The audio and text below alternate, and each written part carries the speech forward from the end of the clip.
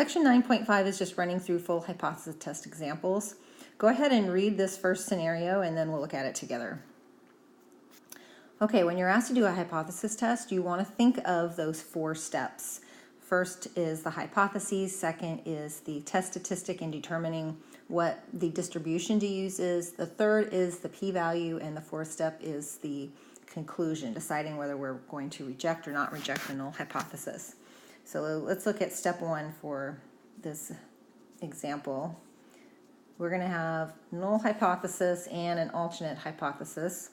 And at this point, we determine if we've got the parameter of a mean or the parameter of a proportion. Okay, well, this is a parameter of the mean. So our null and alternate hypothesis are going to be statements about mu, the population mean. And we're conducting a test for this experiment. And if we go back and look at the write-up, the value that we're looking at is the reaction time, and we're using this reaction time of 1.2 seconds, which is sort of the baseline, the control mean reaction time for these rats. And so the null is going to be that mu is equal to 1.2. Now, the write-up doesn't say anything about being interested in whether it's less than or greater than that, so the alternate is not equal to 1.2.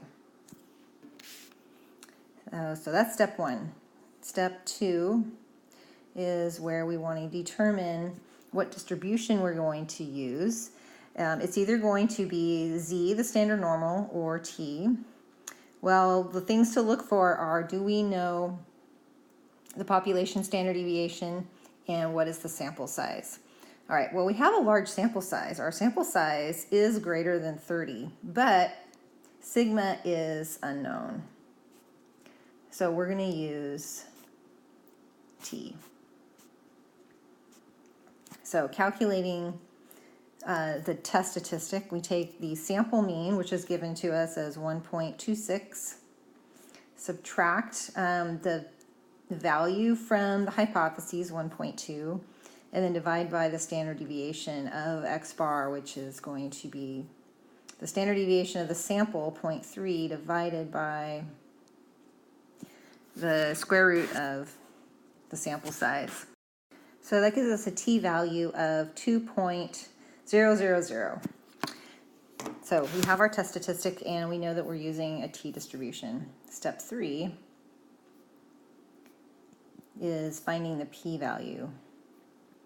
Now, it can be really helpful to draw a picture on the density curve, all right, to determine what p-value we want to pick out using our online tool. So this is a two-tailed test because we've got not equals in the alternate hypothesis. So we're going to label our density curve here with our test statistic, the positive case 2 and the negative case negative 2. And then the shaded region total is the p-value. Okay, so we're going to look up on the online tool the probability that goes with these t-values and look up the area that's in the tails, okay? And our degrees of freedom is the sample size 100 minus 1, so it's 99. Okay, so looking that value up in using the online tool, we get p-value of 0.0482.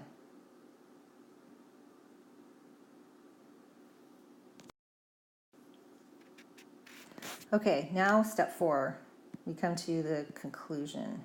So here is where we compare that p-value to a significance level. It does say we're going to use alpha equals 0.05.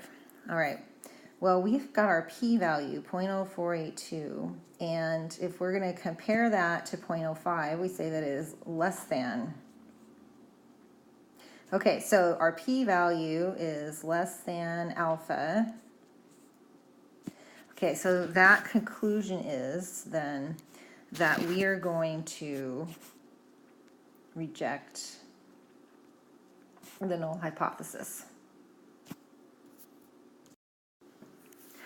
Okay, so as a follow-up is the 4 steps. We're going to go through and just kind of answer some questions here. So we want to come to a conclusion based on this hypothesis test. Our step 4 said we're going to reject the null, that the mean reaction time is 1.2 seconds. So what in words do we want the conclusion to be? So it's either there is sufficient evidence to conclude the reaction time is 1.2, or B, there is not sufficient evidence to conclude the reaction time is 1.2 seconds. Okay, well, we're rejecting the equality, so there is not sufficient evidence to conclude the reaction time is equal to 1.2 seconds. Okay, so now given that we made that conclusion, we rejected the null, what error could we possibly have made? Type 1 or type 2?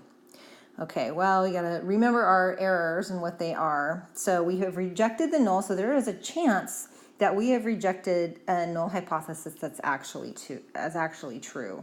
So that is a type 1 error. So now let's go through and identify each of these outcomes as being correct or an error, and then we can also identify the one that reflects the power of the test. Okay, so to conclude that the reaction time is 1.2 seconds when it is not 1.2 seconds. So that is, we are not rejecting the null hypothesis, but it is a false null hypothesis. So that is an error, and that is a type 2 error. Okay, the next one, to conclude that the reaction time is 1.2 seconds when it is 1.2 seconds. Well, that's correct. So we're not rejecting the null, and the null is true. To conclude that the reaction time is not 1.2 seconds when it is not 1.2 seconds. Well, that's correct as well. So we are rejecting the null when the null is not true. And the fourth one, to conclude that the reaction time is not 1.2 seconds when it is actually 1.2 seconds. Okay, well, that is a type 1 error. So that's the type of error that we could possibly make with the conclusion that we had for this example. Now let's talk about power. Which one of these outcomes would have the probability equal to the power, or 1 minus beta? So power of the test, we're looking at the probability that we reject the null hypothesis when it is not true. So it's one of those correct options. Okay, so the one where we reject the null is here, where we say that the reaction time is not 1.2 seconds, and it is actually not 1.2 seconds. Okay, so this would be the outcome that would reflect the power of the test. Okay, so the probability of this outcome is 1 minus beta. Okay, we're going to skip the question about p-value for now, and let's look at creating a 95% confidence interval for the true mean reaction time. So just a little refresher, we are dealing with something about a mean, so we are going to have x bar plus or minus, and we used a t distribution, and it's 95% confidence interval. So remember, we want to find the t value that's associated with area to the right of 0.025, or half of alpha. So alpha is 0.05, so alpha over 2 is 0.025. And then the other thing is we use the degrees of freedom. And then times the standard deviation over the square root of n. Okay, so plugging those values in from the problem, we get the sample mean of 1.26 seconds, plus or minus. Looking up the t-value from the online tool, we're going to get 1.984, and then that's times 0.3 divided by the square root of 100. That gives us the interval from 1.2 seconds to 1.32 seconds. If we want to write down a interpretation, we could say we are 95% confident that the interval contains the true mean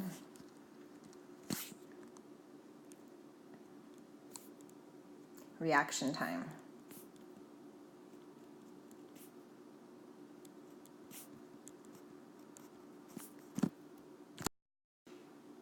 Okay, let's look at this other example. I really suggest you do this on your own and then come back to it and watch it being done. So hopefully you've read through the scenario. We're going to go through the steps like we did before. So first step is writing down the hypotheses. And to do that, we got to determine what's the parameter here. Well, it's referring to a percentage, 13% of Americans. So this is going to be a hypothesis test about the population proportion P, so we can fill that in. And now we want to determine what's being tested here. Well, 13% of Americans is what was reported in a poll, and a group of readers is doubting that percent is really that high. So the group of readers is going to conduct a test, and what they want to show is that that proportion is actually less than the Newsweek poll of what the Newsweek poll says of 0.13. Okay, so if that's the alternate, if that's what this group of readers is wanting to show, which we always put that in the alternate, then the null is going to be the contradictory claim. So that's going to be less than or, and then we have to have that equals in there. So P less than or equal to 0.13. Okay, step 2 is the test statistic. And because we're using, or we're doing a proportion, we're going to use Z, the standard normal, because P prime is normally distributed. Now, when we're doing a hypothesis test, we assume that the null is true. So we assume that the real proportion is 0.13. So that's the mean. And then the standard deviation is based on that value of P as well. So we take the 0.13 times 1 minus that for Q, so 0.87. And then divide that by the sample size of 76. Okay, so let's calculate that standard deviation so that we can use that later. It is 0.04. Okay, we're going to calculate the test statistic, but to get the test statistic, we actually need this value, the sample proportion. And if we look from the right up, we don't actually have the proportion, but we have the number of people who say they've sensed or seen an angel, and that was out of the sample size of 76. So that's a sample proportion of it rounds to 0.08. Okay, so our test statistic then, actually let's do this in another color, keep it separate from all the other writing. Our test statistic is that 0.08 minus 0.13, that value from the null hypothesis, divided by the standard deviation that we just found of 0.04. Okay, that gives us a z value of negative 1.25. So that's step 2. Step 3, we want p-value, and we'll draw a picture. This is a left-tailed test because we have that less than in the alternate. So left-tailed test, we're looking for this shaded area to the left of negative 1.25. From the online normal probability tool, we get a p-value of 0.1056. Okay, so step 4 now, we want to compare that p-value to the significance level, which is, I don't think it's given to us. Well, let's assume that alpha is equal to 0.05, so we have a significance level of 0.05.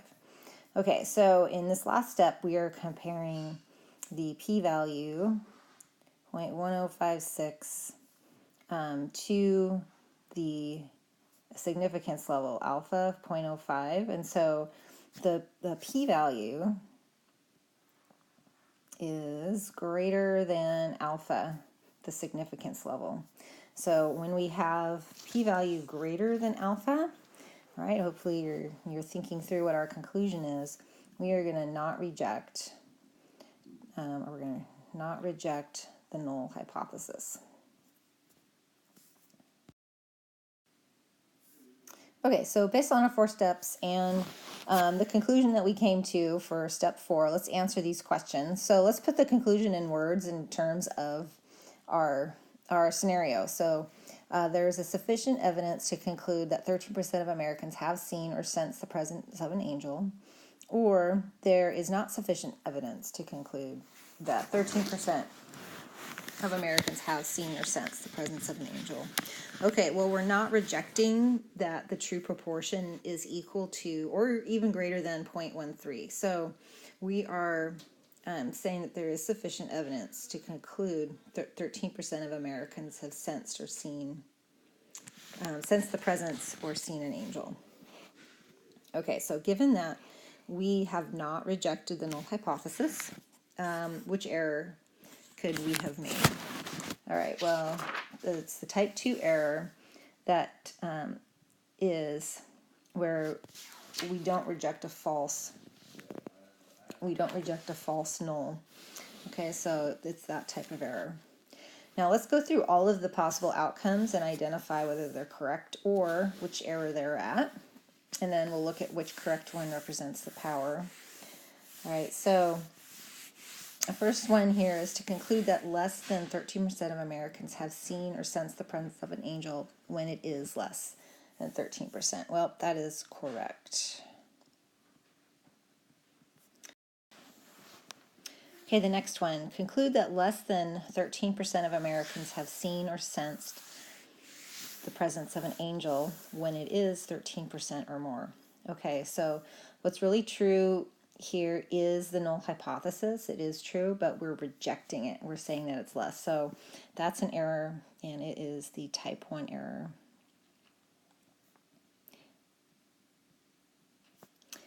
Next one, conclude that 13% of Americans have seen or sensed the presence of an angel when it is less than 13%.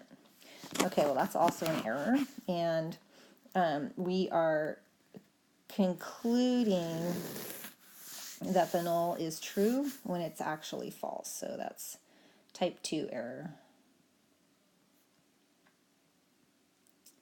And then finally, to conclude that 13% of Americans have seen or sensed the presence of an angel when it is 13% or more. That is correct.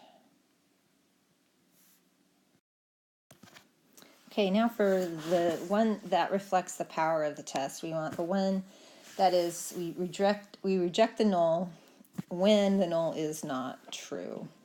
Okay, so the first one, which is correct, to conclude that less than 13% of Americans have seen or sensed the presence of an angel when it is less than 13%. That would represent the power of the test. All right, which is 1 minus beta. We don't know what that beta is, but that would be the probability of making a type 2 error. Okay, now let's construct a 95% confidence interval for the proportion of Americans that have seen or sensed the presence of an angel. All right, so just a reminder on how we find that confidence interval for a proportion. We take p prime, the sample proportion, add and subtract the appropriate z value. So in this case, because we've got 95% confidence, our alpha is 0.05 and the area in the tail that we're looking for is 0.025. And then we multiply that by. So now in doing confidence intervals, we're not making an assumption about what p is. So we are going to use in this calculation for the standard deviation p prime, our sample proportion. and then Q prime. And then that's divided by the sample size. Okay, so let's start off by calculating that standard deviation. So for P prime, it's 0.08, and then Q prime is going to be 1 minus that, so 0.92. Divide by the sample size of 76, and that gives us a value of 0.03. Okay, and that's what we'll plug into the confidence interval calculation. Okay, so P prime is 0.08. The Z value for a 95% confidence interval is 1.96 when we use Z, and then we multiply that by that standard deviation of 0.03. So we get confidence interval from 0.021 to 13.139. And we can write that in percentages if that makes a little more, sense to us. 2.1% to 13.9%. So we are 95% confident that the true proportion of Americans that have seen or sensed the presence of an angel is between 2.1% and 13.9%.